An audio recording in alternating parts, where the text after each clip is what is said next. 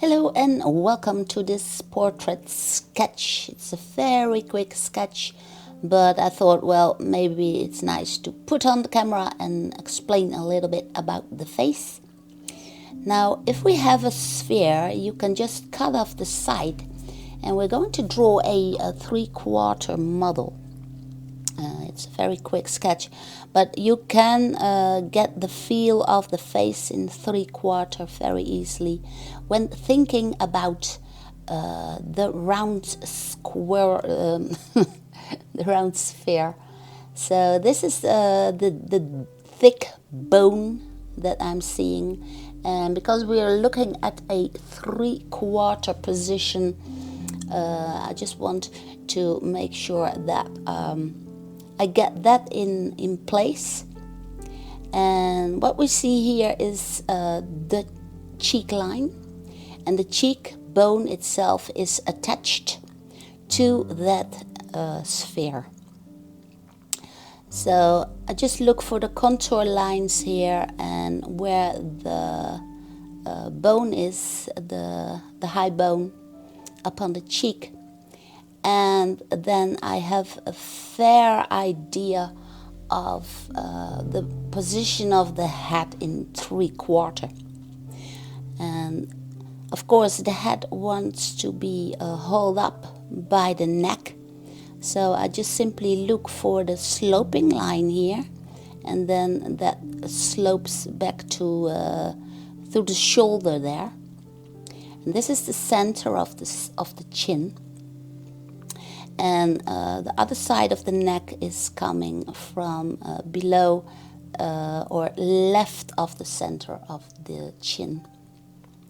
And then we can see the thick muscle here in the neck, and the nice strings that are inside. Here's the collarbone and the other side of the shoulder. And should you want to watch me draw in real time, then you can find my Patreon page. There are hundreds of videos there where you can draw along with me in real time. So that's very educational. And what I'm now searching for is where the ear is attached to the side of the face. And the ear, of course, is at some kind of an angle, so I simply look for the angle of the ear. Now here we see the hairline, and the top of the hair stands up highly above the top of the skull, and then the hair is attached neatly in a ball on the back of the head. But some strings of hair are flocking out of the nicely tied hairs. So it's neat, but it's also a bit messy hair. I like that. And here we have the 1/3, 1/3, 1/3 rule, and that is from the hairline down to the big bones above the eyes, then the underneath of the nose and the tip of the chin line. Those are always divided into 1/3. And just below the eyebrows you can see where the eyes are inside the skull. Now they lay deep inside the skull, underneath that big bone, where we first draw the first line over the sphere. And what you can also see is the underneath of the nose, and then the attachment through that cupid bow, and we can see the top of the chin there. Now the nice thing about this picture, the reference picture, is that the photographer really had a nice angle with the lights. So the right side of the face is all covered in shadow, And I want to see if I can push that a little bit with a little bit of guts to draw out the contrasts of dark and lights, and how the light hits the face, which is of course in a 3/4 position. Now here we see the right side of the face all covered in shadow. And here we can see a little bit of the cheek there, just a little bit, and the side of the face is covered in a little bit of shadow, but not as dark as the right side, of course. And what I always take care of is that I do not have a harsh line for the cheek there, but I keep it rounded so that the face doesn't look all that flat. So no straight lines there around the cheek line. Here's the ear attached. The ear catches a lot of light in this picture.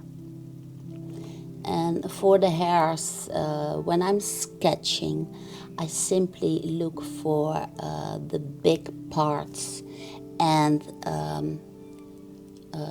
the direction of how the hair is growing, or how the hair is bound together with a string maybe on the back of the hat.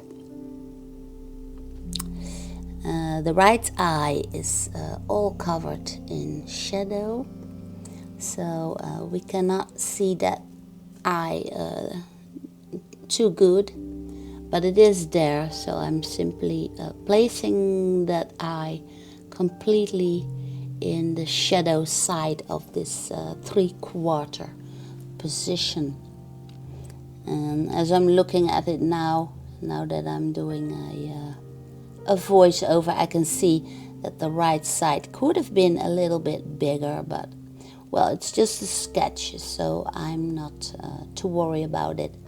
And when you are starting with drawing faces, it is very important that you do not try too much to make it look alike. That's not important at all. The most important thing is that you get the dividing correct, the 1/3 rule, that you're thinking about the big sphere on which the cheeks are dangling from. The cheeks are dangling from the round sphere, and the sphere itself has that the sides cut off. So just draw and do not pay attention too much on likeness. It doesn't have to look like the model that you're drawing. Just draw and just try to look for contrast, lights and dark. Where is the light coming from? All those kinds of things. That is far more important than making your portrait or your model look like the one in the picture. So that's something I wanted to tell because, well, maybe I'm not that happy about how I divided it, the face, but still it is a very nice sketch and very educational.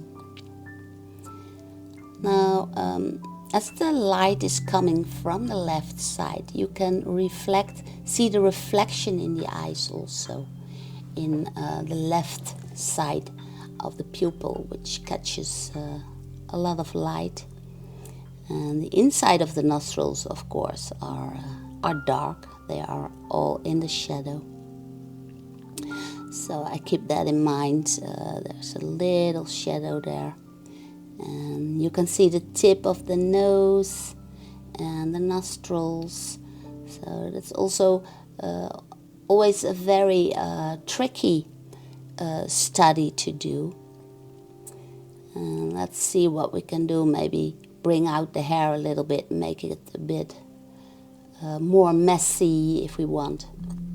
Now in the reference picture the background is dark, very dark, but I can still use a little bit of my eraser pencil or pencil eraser to make the hair a little bit more messy, or maybe put in some more strings of hair flopping around. Maybe she has been dancing or something. So that's nice to do. Just try to remember that you're looking for the direction of the hair and not drawing in each and every little string of hair. That's not necessary at all, and you can always soften up your drawing by rubbing it with a clean finger, not too greasy finger, and just put in some highlights in the hair and some darker contrasts to make it look like the hair is turning around the roundness of the skull. So that's what I wanted to show you, and hopefully you will draw along with me. And should you be interested in drawing along with me in real time, then you can find me on Patreon, and there are loads of tutorials there that you can draw along with me. So I would say thank you for watching, and see you again soon in one of my other tutorials.